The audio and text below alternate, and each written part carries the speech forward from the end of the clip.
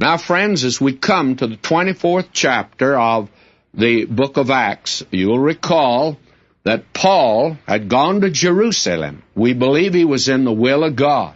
And his appearance before the Sanhedrin there, which we saw the last time, it ended in a near riot. And Paul was rescued from the murderous hands of those that would have put him to death at that time. Now, very candidly, Paul had failed in gaining the sympathies of his brethren for the gospel ministry in which he was engaged.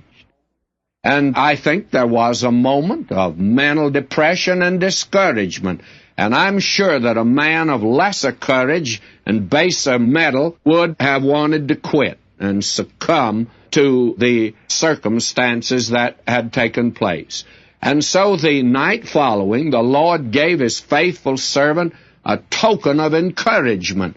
And we saw that last time, back in verse 11 of chapter 23. Let me refresh your mind again with it. And the night following, the Lord stood by him and said, "Be of good cheer, Paul, for as thou hast testified of me in Jerusalem, so must thou bear witness also at Rome."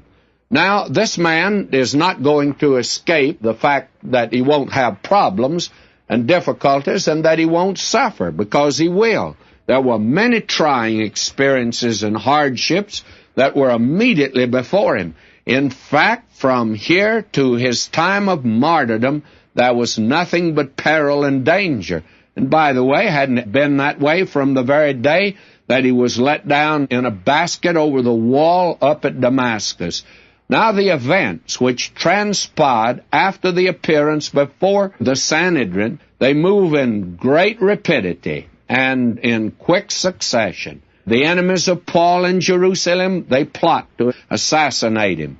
Paul learns of this plot through a nephew of his, and he has this nephew go before the chief captain, who in turn communicates with the governor. And Paul is sent with the communication to the governor in Caesarea.